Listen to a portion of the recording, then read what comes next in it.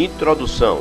O que é física? Segundo a grande enciclopédia Larousse, cultural, física é a ciência que estuda, pela experimentação e elaboração de conceitos, as propriedades fundamentais da matéria e do espaço-tempo. Durante muito tempo, de Aristóteles até Newton, o que hoje entendemos por física era chamado de filosofia natural. A física moderna é essencialmente experimental e matemática. Desenvolveu-se graças ao aperfeiçoamento dos instrumentos de observação, à elaboração de teorias e à reunião de leis dispersas num todo coerente, comum, com definições e princípios claramente formulados. A física clássica, que é aquela estudada nos cursos de ensino médio e nos anos iniciais dos cursos superiores, costuma ser dividida em 5 grandes grupos: a mecânica, a eletricidade e a termodinâmica, a ondulatória e a ótica. São grandes nomes da física clássica: Galileu, considerado o pai da física; Kepler, Huygens, Stevin, Pascal, especialmente Isaac Newton, o genial Newton, 1643 a 1727. Já a física moderna, cujos representantes mais conhecidos são Dirac, Heisenberg, de Broglie, Planck e principalmente Albert Einstein, tem como a mecânica quântica e a relatividade. Para que serve o estudo da física? Como uma das ciências básicas da natureza, o estudo da física é indispensável àqueles que querem entender os mecanismos mais profundos de tudo que acontece, tudo que ocorre na natureza. No mundo atual, globalizado e altamente tecnológico, quem domina o conhecimento, e a física é parcela relevante desse conhecimento.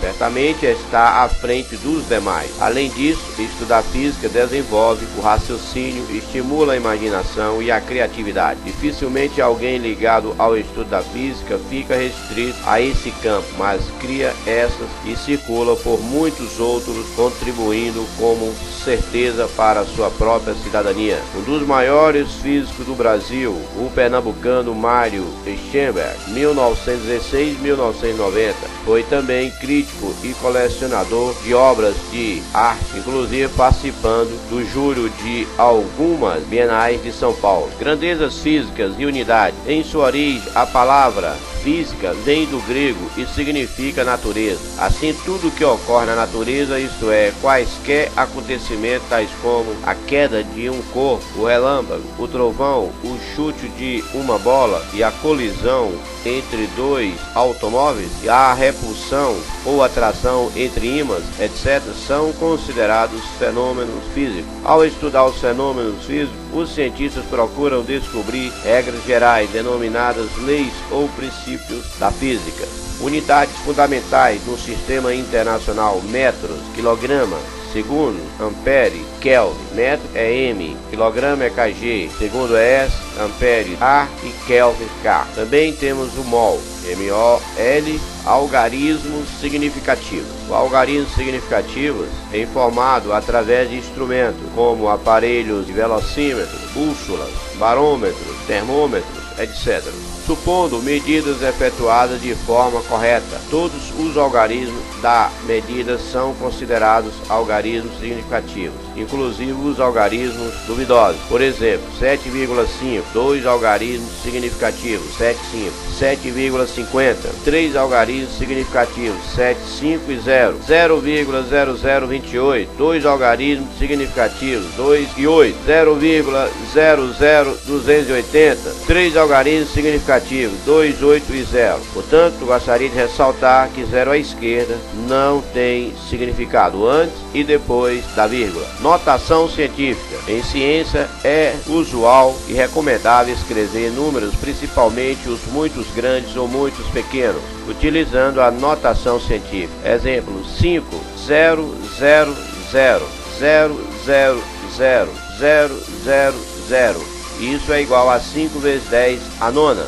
Exemplo: 0,00002 12. Isso é igual a 1,2 vezes 10 elevado a menos 5. Portanto, se deslocar a vírgula para a esquerda, o expoente fica positivo. Se deslocarmos a vírgula para a direita, o expoente fica negativo. Medidas de intervalos de tempo. A unidade SI de intervalo de tempo é o segundo, isto é, no sistema internacional. Para intervalos de tempos maiores que o segundo, podemos usar o minuto, MIN, a hora, H, ou o dia. 1 minuto, 60 segundos. 1 hora, 60 minutos, que é igual a 3.600 segundos, que é só multiplicar 60 vezes 60. Um dia, 24 horas, que é igual a 86.400 segundos. Medidas de comprimento. A unidade de sistema internacional do comprimento é o metro. Para comprimentos maiores ou menores que o metro, podemos usar o quilômetro, km, centímetro, cm, ou o milímetro, mm. 1 quilômetro é igual a 1000 metros, que é igual a 10 à terceira metro. 1 centímetro é igual a 0,01 metro, que é igual a 10 elevado a menos 2 metros, isto é, divide por 100. 1 milímetro é igual a 0,001 metro, que é igual a 10 elevado a menos 3 metros, isto é, divide por 1000. Exemplo, levando em conta os algarismos significativos, escreva a leitura da temperatura em Celsius, indicado no termômetro. Portanto, o termômetro tem a quantidade de mercúrio, Hg, até a posição 8,7. Portanto, a leitura seria 8,7 graus Celsius. Usando uma régua comum, graduada em milímetros, você seria capaz de medir a espessura da folha de papel de um livro? Em caso afirmativo, calcule essa espessura. Se não tiver nenhuma ideia, peça auxílio ao seu professor.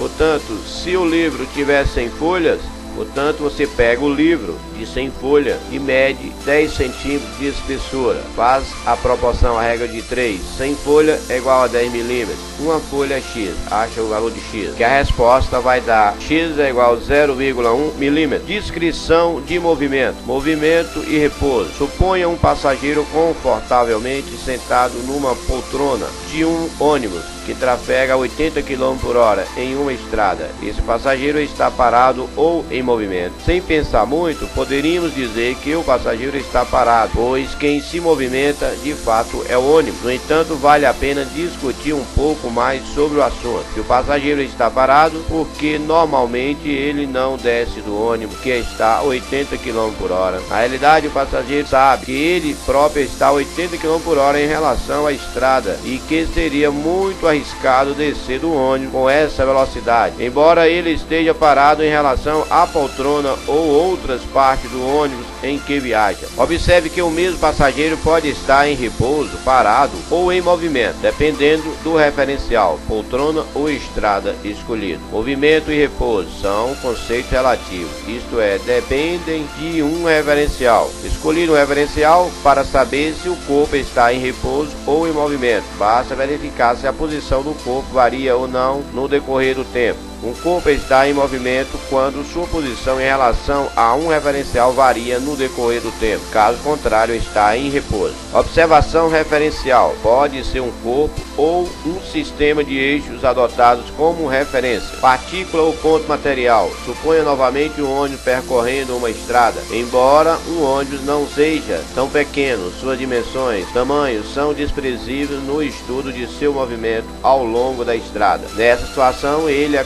considerado uma partícula ou ponto material. Partícula ou ponto material é todo o corpo cujas dimensões são desprezíveis no estudo de um movimento. Trajetória. Quando uma partícula está em movimento, podemos obter uma linha geométrica formada pela união dos diversos pontos ocupados pelas partículas no espaço que recebe o nome de trajetória. A trajetória pode ser retilínea ou curvilínea, porém depende sempre do referencial adotado. Por exemplo, analisemos a trajetória de um objeto abandonado livremente no interior de um vagão que apresenta movimento uniforme e retilíneo em relação à Terra, desprezando qualquer efeito do ar. Em relação a um referencial fixo no vagão, a trajetória do objeto será uma reta vertical, mas em relação a um referencial fixo na Terra, a sua trajetória será uma linha curva, arco de parábola. Isto é, um observador na estação observando dentro do vagão forma uma parábola em direção à Terra. Já dentro do vagão,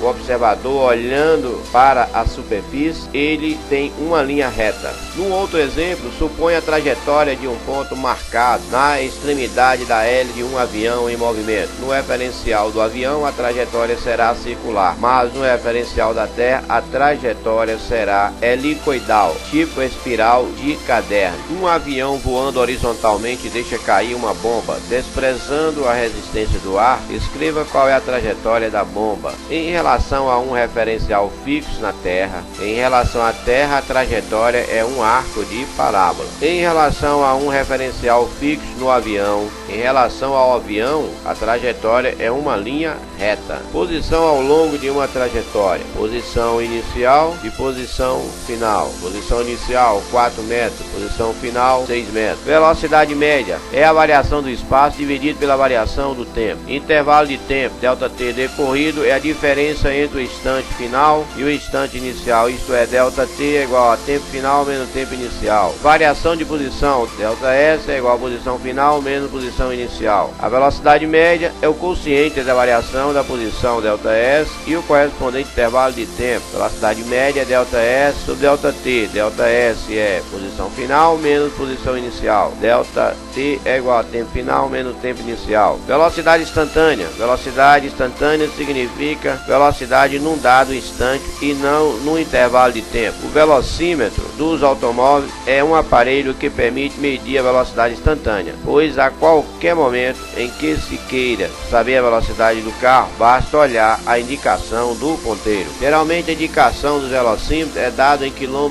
por hora. Para se transformar quilômetros por hora para metro segundo, basta lembrar o seguinte: metro segundo para quilômetro por hora multiplica por 3,6. Quilômetros por hora para metro segundo divide por 3,6. Sinal da velocidade. O sinal da velocidade está relacionado com o sentido de movimento do ponto material. A velocidade é positiva quando a partícula se move no sentido dos espaços crescentes. Nesse caso, o movimento é chamado progressivo. A velocidade é negativa quando a partícula se move no sentido dos espaços decrescentes. Nesse caso, o movimento é chamado retrógrado. Exemplo, uma reta para a direita e uma bola se movimentando para a direita. A velocidade maior do que zero, progressivo, crescente. Uma reta para a direita e a bola se movimentando para a esquerda, velocidade menor do que zero, retrógrado, decrescente. Exemplo, um móvel tem velocidade de 72 km por hora. Quanto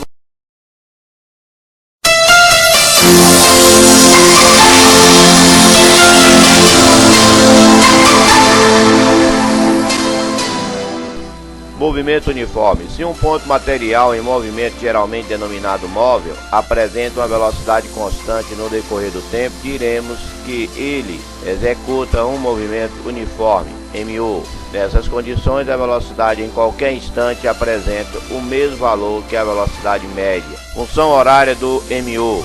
Velocidade média é ΔS sobre ΔT. ΔS é a posição final menos a posição inicial. O tempo é tempo final menos o tempo inicial. A função horária do MU é S é igual a SO mais V vezes T, onde S significa posição inicial, SO. S é igual a SO mais VT, onde S significa posição final, SO posição inicial e V velocidade e T tempo. Exemplo, a função horária das posições de um móvel é S é igual a 30 mais 5 vezes T, onde 30 é a posição inicial, 5 é a velocidade. Gráficos do movimento uniforme. Gráfico da aceleração é uma reta coincidente com o eixo dos tempos. Sabemos que na vertical é a reta aceleração e na horizontal é a reta tempo. Gráfico da velocidade, reta paralela ao eixo dos tempos. Reta vertical é velocidade, reta horizontal é T. Acima da reta T, nós temos a reta velocidade, que é maior do que zero. Abaixo da reta T, nós temos velocidade menor do que zero. Isto é, ambas as velocidades são constantes. Gráfico da posição versus tempo. Reta inclinada em relação ao eixo dos tempos. Velocidade maior do que zero. Gráfico da posição reta inclinada em relação ao eixo dos tempos. Vertical S, horizontal T. Crescente, inclinado, velocidade maior do que zero. Decrescente, para baixo, velocidade menor do que zero, também inclinado. Exemplo, dois carros A e B partem simultaneamente. Carro A da esquerda e carro B da direita. Carro A está a 20 km da origem, com a velocidade de 80 km por hora. Carro B está a 100 km da origem com velocidade de 60 km por hora. Pergunta-se qual é o instante em que ocorrerá a ultrapassagem do carro A pelo carro B. Na ultrapassagem, os dois carros estarão na mesma posição. Então é só igualar. SA é igual a SB. SA 20 mais 80T, que é igual a 100 mais 60T de B. Tirando o valor de T é igual a 4 horas. Gostaria de ressaltar, se o carro B estivesse vindo em sentido contrário ao carro A velocidade do carro B seria negativa na colocação da forma. Continuaria igualando as equações. Movimento uniformemente variado. Se um móvel apresenta aceleração constante no decorrer do tempo, diremos que ele executa um movimento uniformemente variado, MUV. Nessas condições, a aceleração em qualquer instante apresenta o mesmo valor que a aceleração média.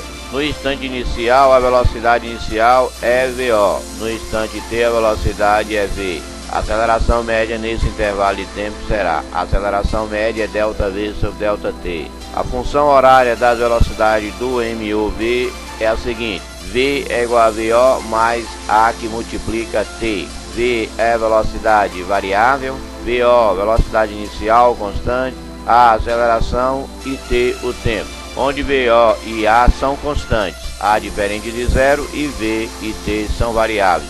Isto é, para cada valor de T existe um correspondente valor de V. Pode-se demonstrar que o MUV, movimento uniformemente variado, a posição varia no decorrer do tempo, de acordo com a função horária das posições do MUV.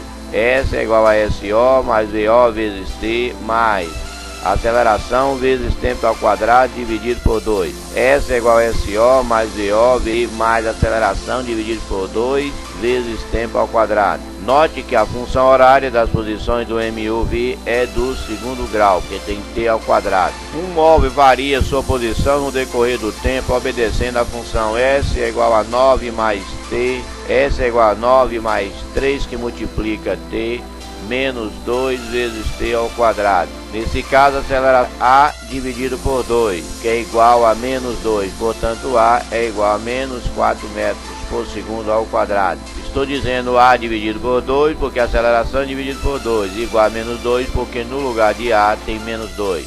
Equação de Torricelli. Pode-se eliminar a variável T das funções horárias e das posições das velocidades do MUV e deduzir a equação a seguir. Equação de Torricelli fica assim: V ao quadrado é igual a VO ao quadrado mais 2 vezes a aceleração vezes ΔS. VO é a velocidade inicial, V é a velocidade final, A é a aceleração constante, ΔS é a variação de posição. Posição final menos posição inicial. Exemplo: o móvel parte do repouso, VO igual a zero, com aceleração constante de 2 metros por segundo ao quadrado. Qual será a sua velocidade após ter percorrido 16 metros? V ao quadrado é igual a VO ao quadrado mais 2 que multiplica A vezes ΔS. V ao quadrado é igual a 0 ao quadrado mais 2 que multiplica 2 vezes 16.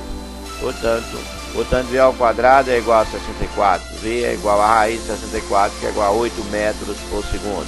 Velocidade média no MUV. No movimento uniformemente variado, a velocidade média Vm para um dado intervalo de tempo, T1 e T2, é igual à média aritmética entre as respectivas velocidades V1 e V2. Velocidade média é igual a V1 mais V2 dividido por 2. Movimento uniformemente variado.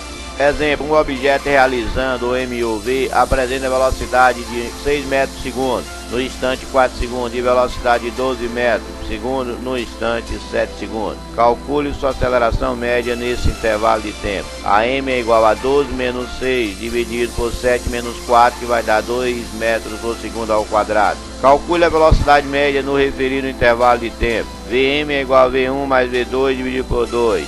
6 mais 12 dividido por 2 é igual a 9 metros por segundo. Um trem corre com uma velocidade de 20 metros por segundo quando o maquinista vê um obstáculo a 50 metros à sua frente. A desaceleração mínima que deve ser dada ao trem para que não haja choque é de quanto? Aplicando Torricelli, fica assim: V ao quadrado é igual a VO ao quadrado mais 2 vezes aceleração vezes ΔS. 0 ao quadrado, velocidade final é 0 ao quadrado, então velocidade final é 0. Então 0 ao quadrado é igual a 20 ao quadrado mais 2 que multiplica A vezes 50. Tirando o valor de A, a aceleração é de menos 4 metros por segundo ao quadrado. Gostaria de ressaltar que quando fala desaceleração, você está pisando no freio, carro ou trem está parando.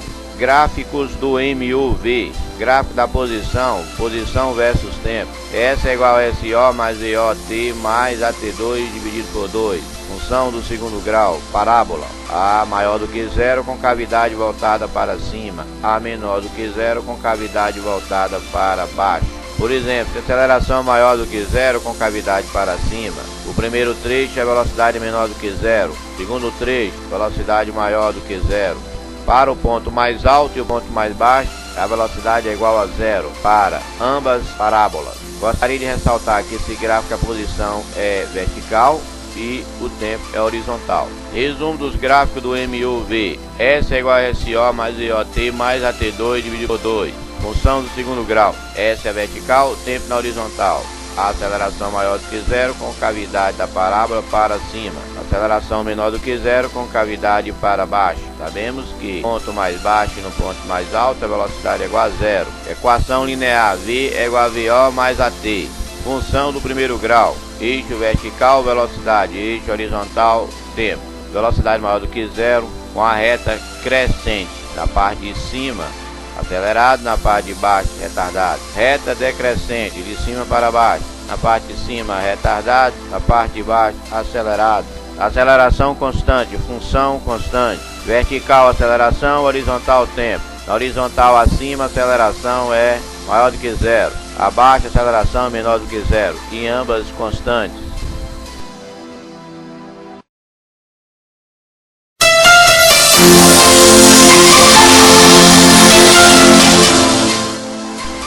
Cinemática vetorial, grandezas escalares e vetoriais. Em física, grandeza é tudo aquilo que pode ser medido direta ou indiretamente. O lápis é uma grandeza. Geralmente se pensa que sim, achando que é possível medir o lápis. Mas na realidade, o que se pode medir é o comprimento ou o volume ou a massa do lápis. O lápis é apenas um objeto ao qual se podem associar diversas grandezas, tais como comprimento, volume e outras. Grandezas escalares são aquelas que ficam perfeitamente caracterizadas apenas com um número que exprime a sua medida, acompanhado da unidade de medida. Exemplo: quilograma, tonelada, metros quadrados, metros cúbicos. Grandezas vetoriais são aquelas que só ficam perfeitamente caracterizadas através do módulo, número com unidade de medida, da direção e dos sentidos. Exemplo: posição, velocidade, força, etc. Quando se pretende indicar o caráter vetorial de uma grandeza, coloca-se sobre o símbolo da grandeza uma pequena seta. V, uma seta em cima, A, uma seta em cima e F, uma seta em cima, para a direita. V, vetor velocidade, A, vetor aceleração. As grandezas vetoriais são representadas através de vetores. O vetor se caracteriza por ter módulo, valor numérico, direção e sentido, e é representado graficamente através de um segmento de reta orientado. Por exemplo, nós temos aqui um segmento de reta para a direita, o vetor V, uma parte, duas, três partes. O módulo seria 3 unidades, direção horizontal, sentido para a direita. Vetor soma, S, ou vetor resultante R, é o vetor equivalente a 2 mais vetores. Para se obter o vetor resultante de 2 vetores, 2 métodos são comumente utilizados. Método do paralelogramo. Coloca-se os 2 vetores com a mesma origem e desenhe-se um paralelogramo com os vetores. O vetor resultante é a diagonal, paralelogramo que parte da origem dos vetores, isto é, o vetor central. Por exemplo, nós temos um vetor A inclinado e um vetor B horizontal. Traçar uma reta na parte de cima, tracejada paralela com o vetor B na horizontal. Traçamos uma reta tracejada da direita paralela com o vetor A inclinado da esquerda. Portanto, o vetor resultante R é igual a A mais B. A matemática demonstra também que se entre os vetores A e B existem um ângulo, a matemática demonstra que se entre os vetores A e B existe um ângulo alfa, então o vetor resultante fica assim: módulo do vetor resultante é igual a raiz quadrada de A ao quadrado mais B ao quadrado mais 2 vezes A vezes B vezes cosseno de θ, sabendo que θ é a abertura entre os dois vetores. Como encontro o vetor R, que represente a soma dos vetores, isso é, R é igual a mais B mais C mais D. Por exemplo, nós temos um vetor A inclinado do lado esquerdo de cima para baixo, tem outro mais à frente inclinado para a esquerda, tem outro subindo para cima, tem outro para a esquerda, chegando ao ponto B, ponto A ao ponto B, nós chamamos de vetor resultante. O R é obtido ligando-se a origem do primeiro A com a extremidade do último B. Vetor diferença D é o vetor equivalente à diferença entre dois vetores. Para subtrair dois vetores, basta somar um deles com o oposto do outro. Por exemplo, considere o vetor A e B. Para subtrair dois vetores, basta somar um deles com o oposto do outro. Quando dois vetores tiverem a mesma origem, o vetor diferença pode ser obtido ligando-se à extremidade dos vetores, tendo sentido sempre indicado para o primeiro, ou seja, o vetor D é igual a menos B, aponta para o vetor A, enquanto o vetor D é igual a B menos A, aponta para o vetor B. Exemplo, nós temos um vetor inclinado para a esquerda A e temos um vetor B na horizontal para a direita. Se ligarmos o vetor B ao A, nós temos o vetor diferença, e alfa é a abertura entre esses dois vetores, A e B. Portanto, se tivermos o mesmo vetor A à esquerda, inclinado, e B horizontal para a direita, e ligar de A até B, também temos o vetor diferença. Matematicamente, demonstra que o módulo do vetor diferença é igual a raiz quadrada de A ao quadrado mais B ao quadrado menos 2 vezes A vezes B vezes cosseno de θ. Gostaria de ressaltar negativo porque esse ângulo é maior do que 90 graus, isto é, o ângulo entre os dois vetores. Gostaria de ressaltar que existe uma exceção. Se um vetor A está inclinado para a direita e um vetor B horizontalmente para a direita, ligando de A até B com um ângulo de 60 graus, também a fórmula fica negativa. O vetor diferença é igual a raiz quadrada de A ao quadrado mais B ao quadrado menos 2 vezes AB vezes cosseno de θ. Dois vetores A e B têm módulos respectivamente iguais a 4 unidades e 3 unidades. Qual é o módulo do vetor resultante? R é igual a A mais B. Tem mesmo sentido e mesma direção, só somar. Resultante é 7. Se tiverem a mesma direção em sentido oposto, vai só subtrair. Se tiverem direções perpendiculares entre si, isso é formando 90 graus. Um vetor na parte superior A para a direita e um vetor vertical para baixo, formando 90 graus. A fórmula fica assim: R é igual a raiz quadrada de A ao quadrado mais B ao quadrado. Se formarem um ângulo de 60 graus entre si, vetor A da esquerda inclinado para cima e o vetor B horizontal para a direita, se traçarmos uma linha na parte superior tracejada com o vetor B, se traçarmos uma linha da direita inclinada com o vetor A, nós temos o método do paralelogramo. Portanto, a fórmula fica assim: R é igual a raiz quadrada de A ao quadrado mais B ao quadrado mais 2 vezes A vezes cosseno de 60. É um caso diferente do que foi comentado antes, de 60 graus, que o vetor A está indo em direção ao vetor B. Atenção! Vetor aceleração. O vetor aceleração A é o vetor que indica a variação do vetor velocidade, tanto em módulo como em direção invertida. Para tornar mais simples o estudo do vetor aceleração, utiliza-se seus componentes na direção tangente e na direção normal à trajetória. Portanto, o movimento, a aceleração tangencial é tangente à trajetória e indica a variação apenas no módulo do vetor velocidade. Só existe em movimento acelerado ou retardado. Aceleração normal ou aceleração scripta é perpendicular à trajetória e indica a variação apenas da direção do vetor velocidade. Só existe em movimento curvilíneo e aponta sempre para o centro da trajetória. O módulo da aceleração centrípeta é igual a v ao quadrado dividido por r, onde v é a velocidade e r é o raio. Exemplo, um barco tem velocidade própria de 40 metros por segundo. Ele se movimenta em um rio cuja correnteza tem velocidade de 30 metros por segundo. Qual é o módulo da velocidade resultante do barco quando colocado na mesma direção e sentido da correnteza, isto é, barco está descendo a correnteza. A velocidade resultante é igual à velocidade do barco mais a velocidade da correnteza, que daria 70 metros por segundo.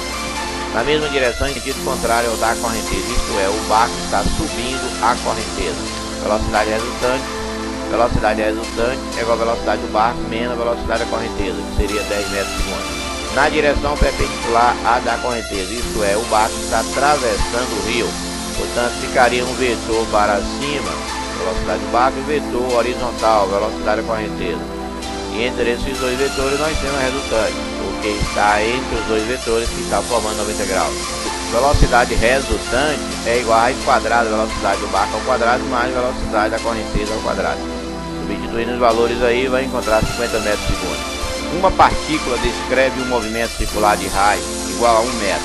Uma partícula descreve um movimento circular de raio igual a 1 metro com a aceleração escalar, que é a aceleração tangencial, 3 metros por segundo quadrado. Sabe-se que no instante t igual a 0, a velocidade escalar da partícula é VO igual a 0,5 metros. Determine o instante t igual a 0,5 segundos. Os módulos da velocidade vetorial. Velocidade vetorial ficaria assim: V é igual a VO mais AT. V é igual a 0,5 mais 3, que multiplica 0,5, que é igual a 2 metros por segundo. B, aceleração centrípeta. A aceleração centrípeta é igual a V ao quadrado dividido por R. Seria 2 ao quadrado dividido por 1, que é igual a 4 metros por segundo ao quadrado. A aceleração tangencial é a própria aceleração escalar, 3 metros por segundo ao quadrado.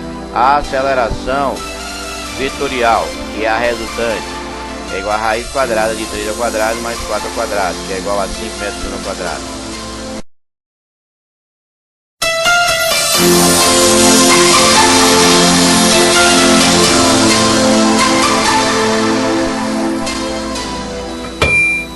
Movimento circular uniforme. Movimento circular uniforme, MCU, é aquele cuja trajetória é uma circunferência e cuja velocidade vetorial tem módulo constante. Para o movimento circular uniforme é preciso projetar uma circunferência com ponto no centro e desse ponto até a extremidade traçamos um raio. E em cada extremidade da circunferência tem uma velocidade em módulo. Por exemplo, velocidade V1 é igual a velocidade V2 é igual a velocidade V3, que é igual a constante. Essa velocidade em módulo, porque pode ter movimento horário ou anti-horário. Período e frequência do movimento circular. Período é o tempo gasto numa volta completa na circunferência. É o tempo gasto para dar uma volta. Frequência é o número de volta efetuada por unidade de tempo, quer dizer, o número de volta dada em um determinado período. A frequência é o inverso do período e vice-versa. Frequência é 1 sobre t. T é igual a 1 sobre frequência. Sabemos que F é frequência e T é período. No sistema internacional temos T, que é o período, é dado em segundo, e F, minúsculo, é dado em hertz, que é a frequência. Exemplo, uma partícula em movimento circular uniforme efetua 100 voltas em 2 segundos. Qual é a frequência e o período do movimento? Frequência vai ser 100 dividido por 2, que é igual a 50 hertz. Período vai ser 1 sobre 50, 1 sobre a frequência, que é igual a 0,02 segundos. Um eixo do motor de um carro efetua 1.200 rotações por minuto. Determine essa frequência em hertz. Então, a frequência vai ser 1.200 rotações por minuto, que é igual a 1.200 dividido por 60. Portanto, a frequência é igual a 20 hertz. Qual é o período do ponteiro do segundo de um relógio? Período é 1 minuto, que é igual a 60 segundos. É uma volta completa. Aceleração do movimento circular uniforme. No movimento circular uniforme, o vetor velocidade tem módulo constante, porém sua direção varia em cada ponto da circunferência. Portanto, o movimento circular uniforme possui aceleração centrípeta. E para calcular a aceleração centrípeta é da seguinte forma: aceleração centrípeta é v ao quadrado dividido por r. V é a velocidade e r é o raio da circunferência. Sabemos que a aceleração centrípeta também é constante em qualquer ponto da circunferência. Posição angular. Um ponto material em movimento numa trajetória circular de centro C encontra-se no ponto P, num certo instante. Portanto, o corpo sai do ponto A até o ponto B, tendo abertura entre esses dois pontos que nós chamamos de ângulo. Define-se posição angular ou fase ao ângulo central correspondente ao arco S tal que posição angular é igual a S dividido por R, onde S é igual ao ângulo vezes o raio. Portanto, sabemos também que S é igual a 2πr, que é o perímetro de circunferência. Repetindo, posição angular é igual ao deslocamento em cima da circunferência dividido pelo raio. E esse deslocamento em cima da circunferência, que é o S, vai ser calculado da seguinte forma: S é igual a θ vezes o raio. Velocidade angular, que é W, é igual a Δθ dividido por ΔT. Portanto, a velocidade angular é definida pela forma W é igual a delta ângulo dividido por ΔT, que pode ser igual a 2π sobre período. Portanto, a velocidade angular também pode ser 2π dividido pelo período. Portanto, a velocidade angular também pode ser calculada da seguinte forma: W é igual a 2π que multiplica a frequência. Exemplo: um móvel em movimento circular uniforme completa uma volta a cada décimo de segundo sobre uma circunferência de raio 20 centímetros. Determine para esse movimento circular o período. Então vai ser 1 sobre 10, porque 10 a cada décimo de segundo executa uma volta. Portanto, ficaria 0,1 segundo. Frequência é 1 sobre o período, seria 1 dividido por 0,1, que é igual a 10 Hz. A velocidade angular é 2π vezes f. Portanto, ficaria da seguinte forma: velocidade angular é 2π vezes 10, onde 10 é a frequência. Velocidade angular é 2π radiano por segundo. Portanto, a velocidade linear do móvel, v é igual a velocidade angular vezes o raio. Portanto, velocidade linear é igual a 20π vezes 20, onde 20 é o raio. Multiplicando vai dar 400π radiano por segundo. Portanto, gostaria de ressaltar que não há necessidade de transformar centímetros para metro. A aceleração centrípeta seria da seguinte forma: a aceleração centrípeta é igual a v ao quadrado dividido pelo raio. Portanto, a velocidade linear vai ser 400π ao quadrado dividido por 20 ao quadrado. Portanto, a aceleração centrípeta é calculada da seguinte forma: AC, aceleração centrípeta é igual a v ao quadrado dividido pelo raio. 400π ao quadrado dividido por 20, onde 400π seria a velocidade linear do móvel, onde v é igual a w vezes r.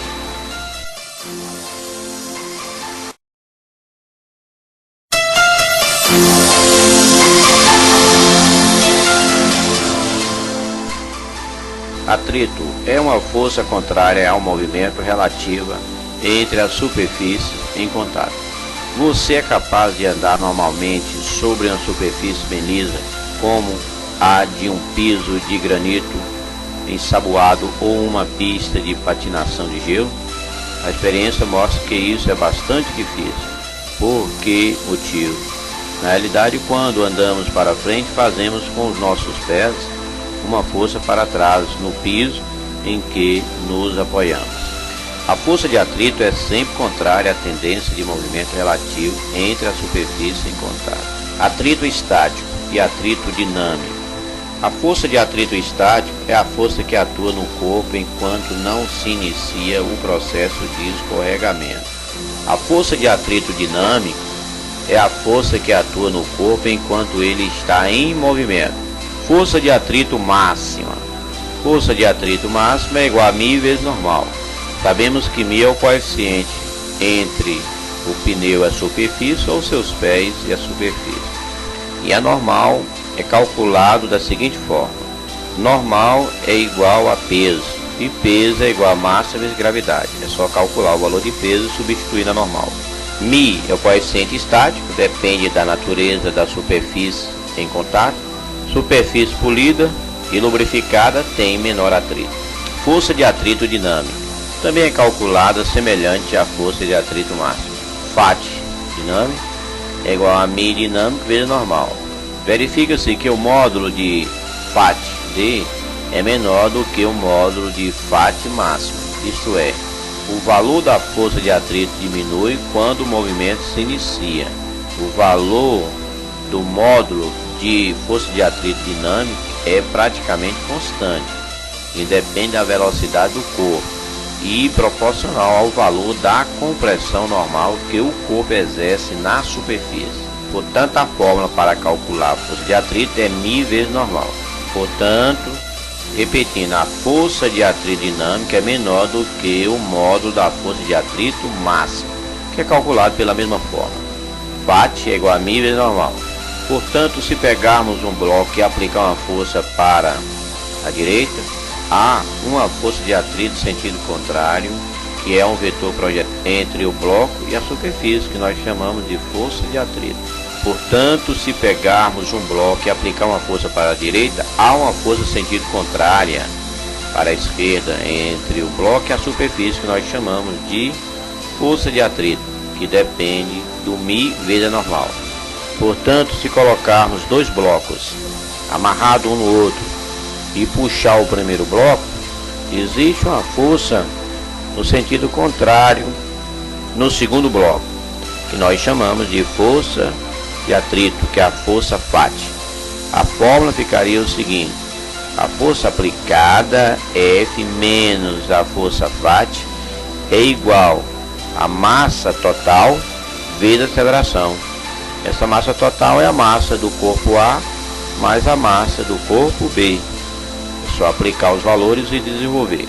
Portanto, se colocarmos um bloco sobre um muro e nesse muro uma roldana e outro bloco preso por esse mesmo fio ligado, portanto, se colocarmos um bloco A sobre um muro e esse bloco A ligado através de uma roldana até o bloco B, existe uma força de tração do bloco A na horizontal em direção a B, existe uma tração do bloco B na vertical em direção a A. A força que atua no bloco A é peso e a força de reação é normal, vão se anular.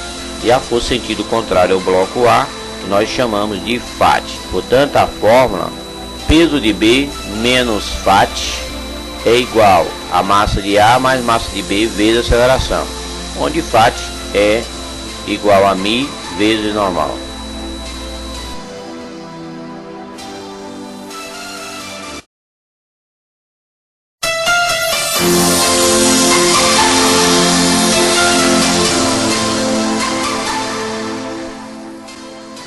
Plano inclinado. Quando um corpo é colocado sobre um plano inclinado de um ângulo alfa em relação ao plano horizontal, é interessante decompor a força-peso aplicada sobre o corpo em duas componentes perpendiculares entre si, uma paralela a PT e outra perpendicular ao plano inclinado PN, não havendo atrito no sistema. Portanto, fazendo a projeção de uma reta horizontal e outra inclinada, vamos ter uma abertura do ângulo alfa. Colocando um bloco sobre essa reta inclinada, o bloco vai comprimir o plano com a força chamada PN, peso normal. A reação para cima nós chamamos de normal. A força aplicada paralela ao plano nós chamamos de PT e a força vertical nós chamamos de peso. E o ângulo de abertura entre o peso e o PN, que é o peso normal, nós chamamos de alfa. Portanto, as componentes das forças ficariam assim: do bloco, um vetor para baixo, peso, um vetor para cima, reação normal, um vetor paralelo ao plano, que é o PT, e um vetor na vertical, formando um ângulo alfa com PN. Peso normal é igual a peso vezes cosseno do ângulo. Peso tangencial é igual ao peso vezes seno de alfa. Aceleração é igual a G vezes seno de alfa, onde G significa a gravidade.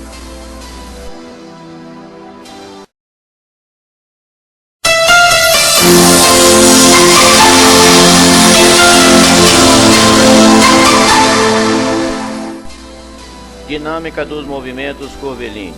Força resultante centrípeta. De acordo com o PFD, uma partícula de massa m sujeita à ação de uma força F apresenta uma aceleração A na mesma direção e mesmo sentido da força tal que F é igual a massa vezes aceleração. Em relação à velocidade v da partícula, terá também sempre a mesma direção e sentido da força F. Força centrípeta é igual a massa vezes velocidade ao quadrado dividido pelo raio. A aceleração centrípeta é igual a velocidade ao quadrado dividido pelo raio.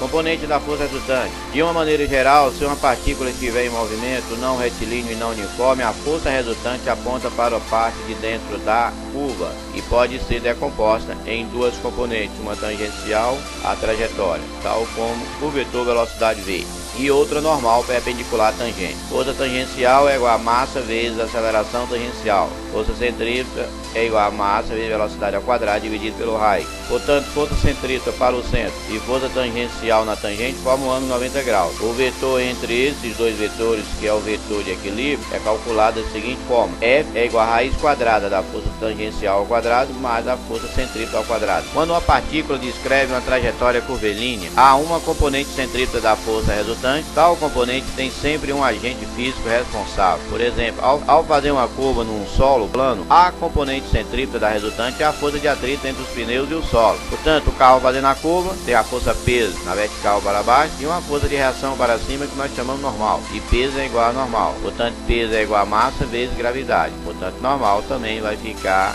igual a massa vezes gravidade. E para o centro da curva nós temos uma força centrípeta e também tem uma força fatante. Força centrípeta é igual a Fat, e Fat é mi vezes normal. Portanto, Fat fica assim: Fat é igual a mi vezes massa vezes gravidade, porque normal é igual a peso e peso é massa vezes gravidade. Bem, no movimento circular vertical, isso é girando uma pedra em um barbante, no ponto mais alto, no ponto A, a força centrípeta é para o centro da curva, a tração é para o centro da curva e o peso também é para o centro da curva, isto é, todos para baixo. A fórmula fica assim: força centrípeta é igual a tração mais peso. No ponto mais baixo nós temos a força centrípeta para o centro, nós temos a força tração para o centro e a força peso para baixo. Portanto, força centrípeta é igual a tração menos peso. Exemplo: um automóvel de massa M, 1.200 kg, deve fazer uma curva de raio 100 metros numa estrada plana e horizontal com velocidade constante igual a 72 km por hora. Qual deve ser o coeficiente de atrito entre as rodas e a estrada para que o carro não derrape? Velocidade de 72 km por hora dividido por 3,6 vai dar 20 metros por segundo. Aplicando a fórmula, nós temos força centrípeta é igual a Fat. Força centrípeta é igual a massa velocidade ao quadrado dividido pelo raio, que é igual: Fat é mi vezes normal, e normal é massa vezes gravidade, porque é igual a peso. Portanto, massa vezes velocidade ao quadrado dividido pelo raio é igual a mi vezes massa vezes gravidade. Corta massa da esquerda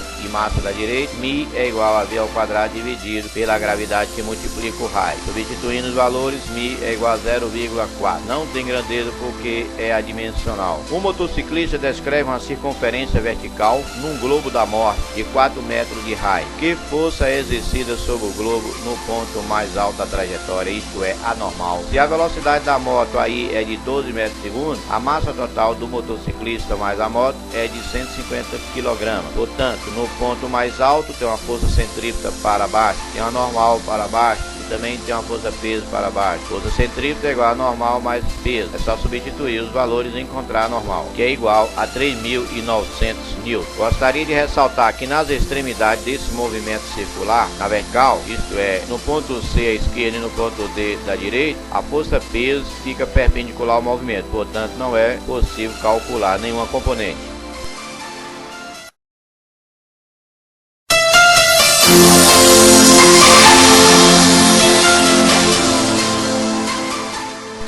Energia, trabalho e potência. O conceito de energia é intuitivo, ou seja, sabemos o que é energia sem que ninguém nos diga o que é energia. Conhecemos também diversas formas de energia em nosso dia a dia, tal como a energia elétrica, a energia química, a energia mecânica, a energia luminosa e muitas outras. O aspecto mais importante da energia é que, em qualquer uma de suas formas, ela serve para a realização de algum tipo de trabalho. É claro que na medida em que aprendeu a obter, transformar e controlar as diversas formas de energia, o homem pôde utilizá-las em seu benefício. Trabalho de uma força constante. Verifica-se experimentalmente que sempre que ocorre transferência ou transformação de energia, uma força está deslocando seu ponto de aplicação. Verifica-se também que quanto maiores forem o deslocamento do ponto de aplicação da força ou sua intensidade, o cosseno do ângulo formado entre as direções da força e do deslocamento, maior será a transferência ou transformação de energia. Concluímos que trabalho é transferência ou transformação de energia. A fórmula que define trabalho é a seguinte: trabalho é a força vezes distância vezes cosseno do ângulo. Se o ângulo for maior e igual a zero, menor do que 90, o trabalho é motor. Se o ângulo for maior do que 90 e menor ou igual a 180, o trabalho é resistente, isto é, negativo. Trabalho da força-peso. O trabalho da força-peso tem direção vertical. Seu trabalho é nulo para deslocamentos horizontais. O trabalho da força-peso é igual a massa vezes gravidade vezes altura na descida. E na subida, a gravidade fica negativa. Trabalho da força-peso é igual a menos massa vezes gravidade vezes altura, isto por quando está subindo. Propriedade do gráfico: força vezes distância. O trabalho é calculado pela área, neste caso. Por exemplo, uma pequena esfera de massa 60 gramas presa à extremidade de um fio ideal é abandonada na posição como se fosse um pêndulo. Pegar essa esfera e suspender a uma altura de 20 centímetros. A esfera está no ponto A e o ponto B é na posição vertical. Qual é o trabalho da força-peso no ponto A até o ponto B? Trabalho é massa vezes gravidade, que seria 60 gramas transformando para quilograma, ficaria 60 vezes 10 elevado a menos 3 quilogramas. Altura 20 centímetros, que é igual a 20 vezes 10 elevado a menos 2 metros. Isto é, pegar 20 e dividir por 100 para transformar em metro. Trabalho da força-peso ficaria massa vezes gravidade vezes altura. Trabalho ficaria igual a 1,2 vezes 10 elevado a menos 1 joule, ou então joule. Gostaria de ressaltar que o trabalho, quando forma ângulo, trabalho é igual a força vezes distância cosseno do ângulo, formando ângulo menor do que 90 graus, formando um ângulo maior do que 90 graus. Concluímos também. Gostaria de ressaltar que a fórmula para calcular o trabalho é igual força vezes distância cosseno do ângulo. Potência. Para medir a rapidez com que um determinado trabalho é realizado, define-se uma grandeza denominada potência. A potência média é então definida com a razão entre o trabalho realizado e o intervalo de tempo. Potência média é o trabalho dividido por ΔT. E o trabalho é definido pela força vezes a distância, para uma força paralela ao deslocamento e no mesmo sentido, isto é, dois vetores horizontais. Também a potência mecânica instantânea é dada pela expressão potência é igual a força vezes a velocidade, força em Newton, velocidade em metro por segundo e potência em watts. Exemplo, calcule a potência de um guindaste capaz de erguer um bloco de massa de 20 kg a altura de 30 metros em 15 segundos, com velocidade constante, dado gravidade 10 metros por segundo ao quadrado. Trabalho é igual a massa vezes gravidade vezes altura, portanto vai ser 20 vezes 10 vezes 30 metros, portanto o trabalho é 6.000 joule. Potência é igual ao trabalho dividido pela variação do tempo. 6.000 joule dividido por 15 segundos. Portanto, a potência vai ser igual a 400 watts. Portanto, não precisa transformar segundo para minuto, porque potência é muito rápido. Trabalhamos com segundo. Outro exemplo, uma força horizontal constante aplicada pelo motor de um carro a fim de manter sua velocidade constantemente igual a 30 metros por segundo na direção da força aplicada. Se a potência do motor é de 60.000 watts, qual a intensidade da força aplicada por ele? A potência é igual a força vezes a velocidade. A força é igual a potência dividido pela velocidade. 60.000 dividido por 30. Portanto, a força é 2.000 Newton. Uma locomotiva deslocando-se com velocidade constante de 10 metros por segundo exerce uma tração de 91 Newton. No engate, dado um cavalo é igual a 735 watts. Qual a potência em cavalo que desenvolve aproximadamente? Potência é igual a força vezes a velocidade, que vai dar força 91 vezes 10 vai dar 910 de potência. Um cavalo a 735, x é igual a 910. Aí acha o valor de x.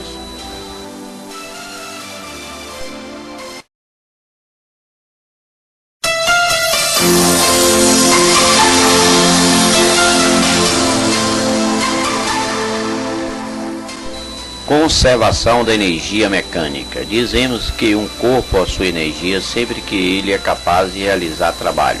Podemos realizar trabalho utilizando as mais diversas formas de energia, seja ela química, elétrica, mecânica, calorífica, nuclear, etc. Teorema da energia cinética. Consideremos uma partícula de massa m sujeita à ação de diversas forças cuja resultante é constante e vale F. Trabalho da força resultante. Portanto, o trabalho final é igual à energia cinética final menos energia cinética inicial.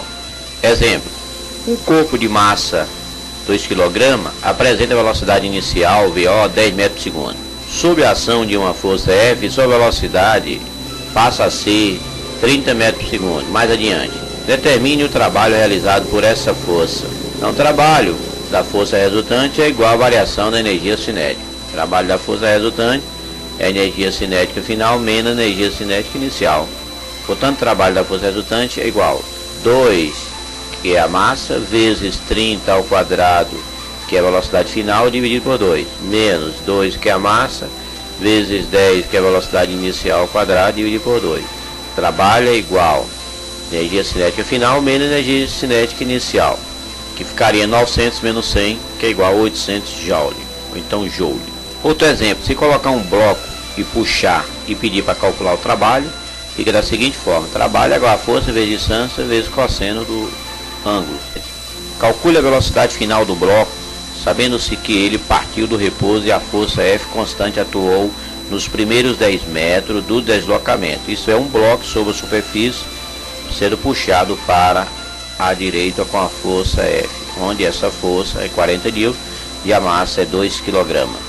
Portanto, dizemos que o trabalho da força resultante é igual à energia cinética final menos a energia cinética inicial.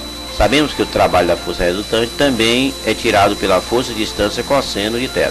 Então, força vezes distância cosseno de θ é igual a energia cinética menos energia cinética inicial. Isso é final menos inicial. Força é 40, a distância é 10, cosseno de 0 é 1, que é igual a 2, que é a massa, vezes a velocidade ao quadrado, dividido por 2. Está pedindo para calcular a velocidade. Desenvolvendo isso aí, aplicando extremo pelos meios e tirando a raiz, vai ficar V igual a 20 metros por segundo. Energia potencial. Denomina-se energia potencial a energia mecânica armazenada por um corpo ou sistema.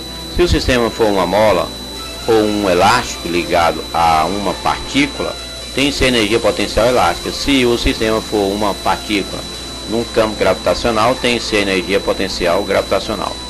Energia potencial gravitacional.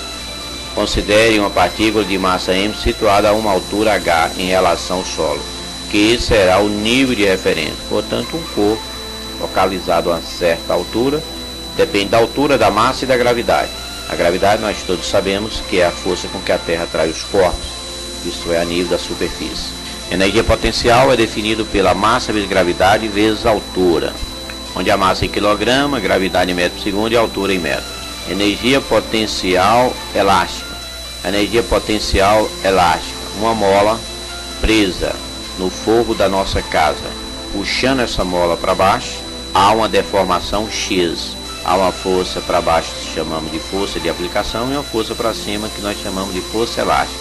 E a deformação, que é a abertura da mola. Portanto, a força elástica é igual a K vezes X, onde K é uma constante e X é a deformação. Gostaria de ressaltar que o valor de X tem que ser transformado para metros, no caso, sendo dado em centímetros, porque a constante vem dado em Newton por metros. Energia potencial elástica. Se uma mola de constante K presa em uma de suas extremidades for acoplada na outra extremidade a um corpo de massa m e deformada de X, o sistema armazenará uma energia potencial elástica igual ao trabalho da força elástica. Portanto, a energia potencial elástica é dada pela mesma expressão do trabalho da força elástica. Energia elástica é igual a Kx2 sobre 2. Energia elástica é igual a K vezes x ao quadrado dividido por 2. Portanto, temos uma mola presa à parede e nessa mola um bloco. Se puxar esse bloco, ocorrendo uma deformação X e também uma força elástica. Portanto, para calcular a energia potencial elástica, é a fórmula como foi dito antes. K vezes x ao quadrado dividido por 2. Exemplo, um corpo de massa M, 20 kg, é suspenso por um operador até uma altura H de 250 metros, medida em relação ao solo, no local onde a gravidade é 10 metros por segundo ao quadrado. Determine a energia potencial gravitacional do corpo em relação ao solo. Então, a energia potencial é massa vezes gravidade, 20 vezes 10 vezes 2,5, que é igual a 500 joules. Portanto, a mola na vertical, para calcular a força, é como se calculasse o peso, que é massa vezes gravidade. Para calcular a energia elástica, seria kx2 sobre 2. Energia mecânica. Num determinado instante, um corpo pode apresentar as duas modalidades de energia mecânica, e a soma desta é denominada energia mecânica do corpo. Energia mecânica é igual a energia cinética mais energia potencial. EM é igual a EC mais EP. Sabemos que a energia cinética é massa vezes velocidade ao quadrado dividido por 2. E a energia potencial é massa vezes gravidade vezes altura. Portanto, no ponto onde tem altura existe energia potencial. Aonde não existe altura, existe energia cinética. Por exemplo, uma bolinha soltada do ponto A em direção ao ponto B. No ponto A, onde tem altura, é energia potencial. E no ponto B é energia cinética. Isto é, o corpo, quando está descendo, está perdendo potencial e ganhando energia cinética. Se lançar para cima, ele está perdendo energia cinética e está ganhando potencial. Portanto, para tirar a velocidade, como eu citei antes, tirar a massa, a altura, é só igualar. A energia potencial é igual a energia cinética. Se for possível, também é ter que calcular a velocidade máxima no ponto mais baixo da trajetória.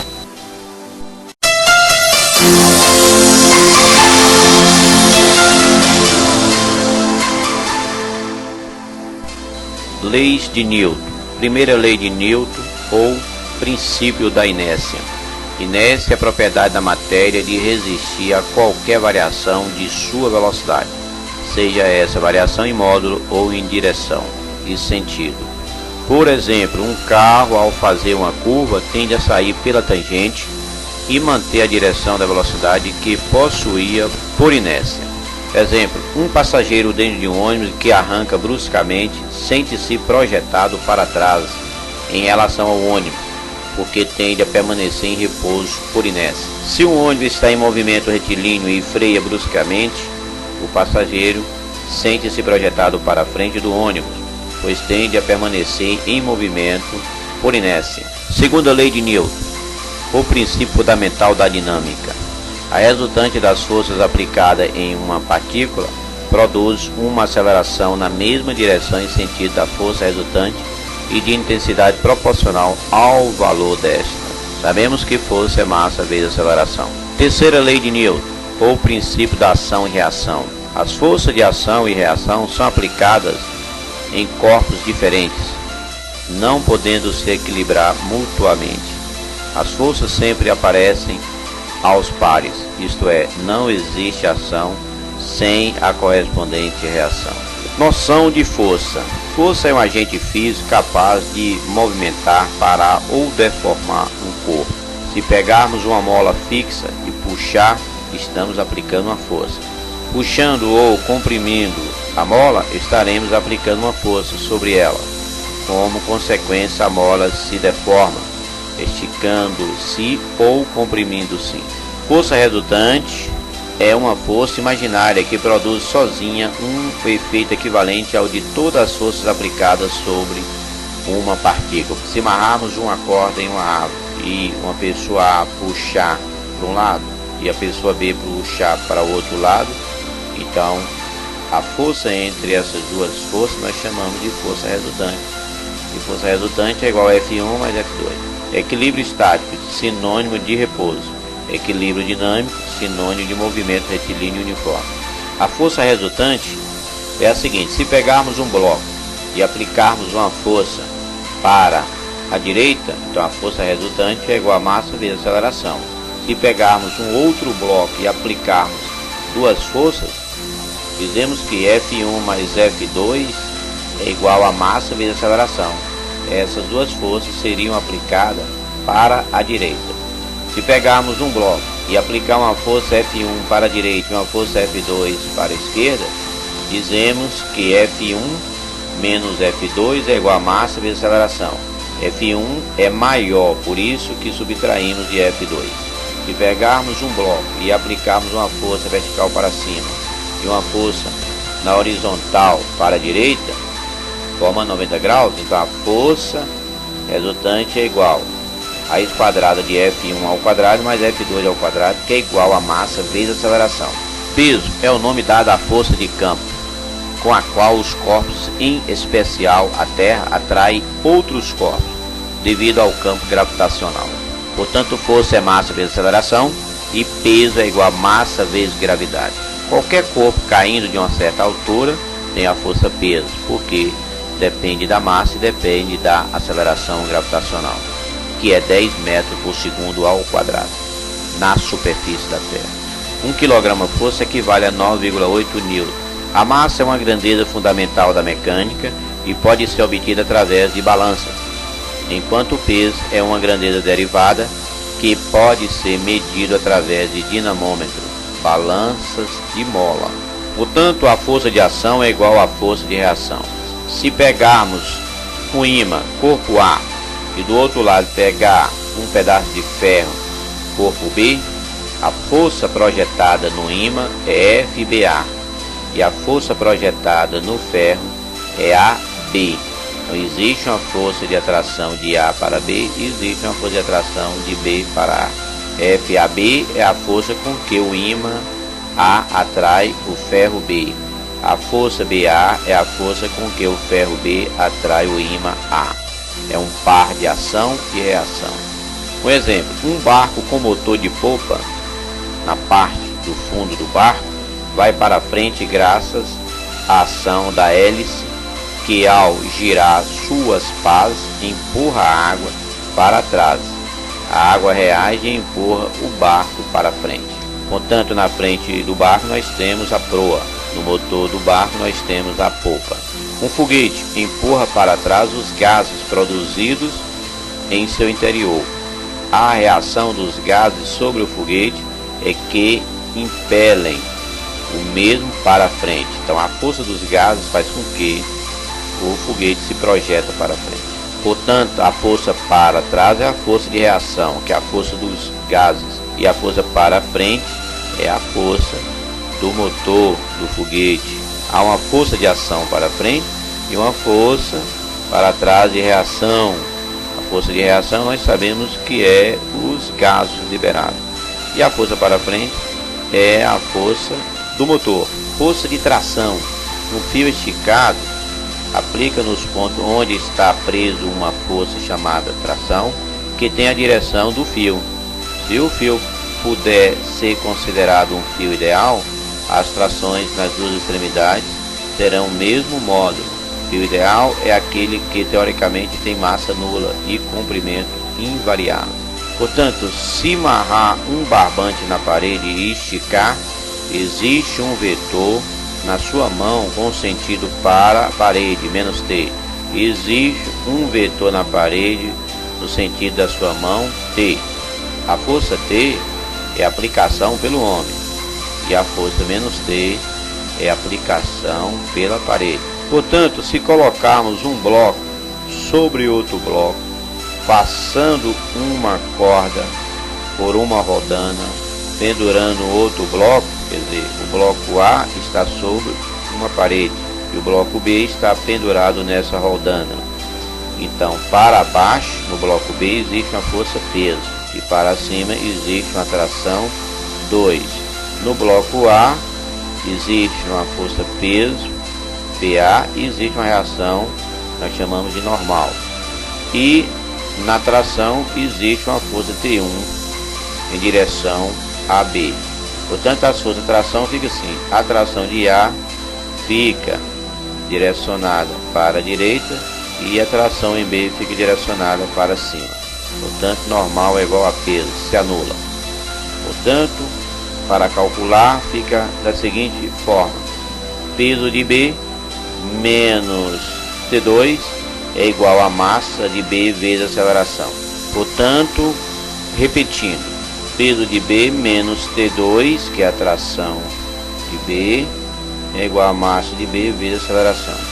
Portanto, se pegarmos um bloco e aplicar uma força atrás do bloco e outra força na frente do bloco, isto é, vetores na direção horizontal e mesmo sentido, todos os dois vetores para a direita, vai ficar da seguinte forma: F1 mais F2 é igual a massa vezes a aceleração.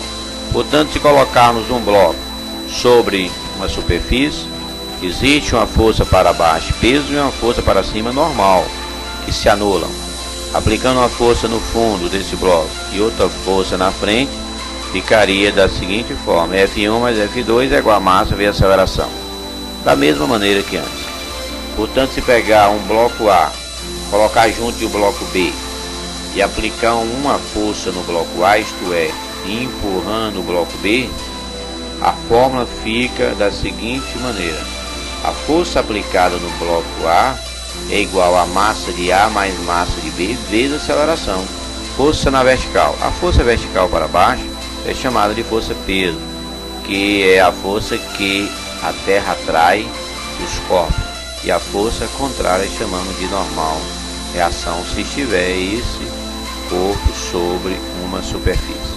Num elevador há uma balança de molas graduada em newton. Um homem de 60 kg sobre a mesma lê 720 N quando o elevador sobe com certa aceleração e 456 N quando desce com essa mesma aceleração. Nessas condições, qual é o valor da aceleração da gravidade no local e qual a aceleração do elevador?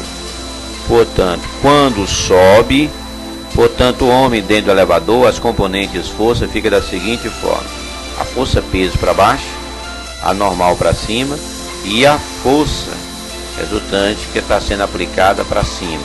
Então fica força é igual a normal menos peso, isto para a subida. Para a descida nós temos a seguinte aplicação das forças: para baixo temos a força peso, para cima temos a normal e para baixo também temos a força resultante. Portanto, descendo, força é igual a peso menos normal. Repetindo, o elevador subindo, existe uma força para cima, existe a normal para cima e existe uma força para baixo. Então a força é igual a normal menos peso. Já descendo, existe uma força peso para baixo, uma força R para baixo e uma normal sentido contrário. Portanto, a fórmula fica assim: a força é igual a peso, porque tem o mesmo sentido, menos a normal. Portanto, se pegarmos um bloco e suspender esse bloco, existe uma força para cima e uma força para baixo. Portanto, a fórmula fica da seguinte maneira: força resultante menos peso é igual a massa vezes aceleração. Bem, dando outro exemplo, admite que sua massa seja 60 kg e que você esteja dentro de um elevador sobre uma balança. A gravidade é 10 metros por segundo quadrado e a balança é calibrada em newton. A indicação por ela fornecida quando desce com aceleração constante de 3 metros por segundo é, isto é, estamos pedindo a normal. Quando está descendo, existe uma normal para cima, uma força peso para baixo e outra força F para baixo. Portanto, a força F é igual a força peso menos a normal. F é igual a peso porque tem mesmo sentido para baixo e menos normal, que é o sentido contrário para cima. Portanto, a força resultante é igual a peso menos normal. Portanto, para extrair a normal é só passar para o primeiro e segundo método.